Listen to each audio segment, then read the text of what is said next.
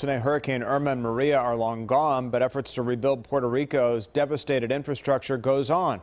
Fox's Mike Tobin is in San Juan with the latest.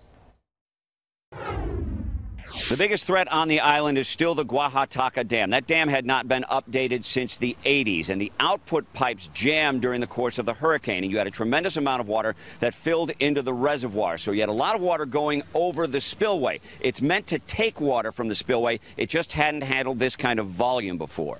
Such a volume of water came through so fast, and the spillway itself really had some structural issues, and it undermined and ripped out the bottom half of the spillway, and thus is starting to erode back that spillway and the bottom of the dam. So the foundation of the spillway is now pretty much sand. If it erodes all the way to the top of the dam, you could be talking about a catastrophic failure of the dam, which would flood the hundreds of families down below. So what the U.S. Marines are doing, along with Navy pilots, is they're hooking big Jersey barriers to the bottom of a CH-53 helicopter, and they're dropping them at the foot of the spillway to make a pile of rocks. If that pile of rocks is big enough, in theory, it can stop the erosion of that spillway. Now, beyond that, we see three particular activities happening here on the island. You have rebuilding and cleanup. That's happening mostly by individuals, happening by hand.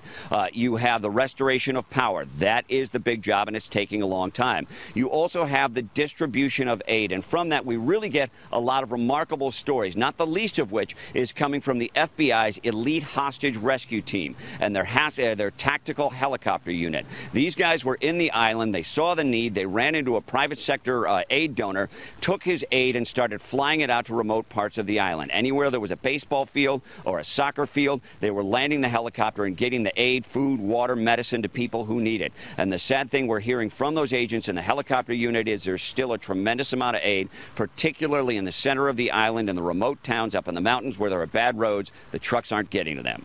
In San Juan, Mike Tobin, Fox News.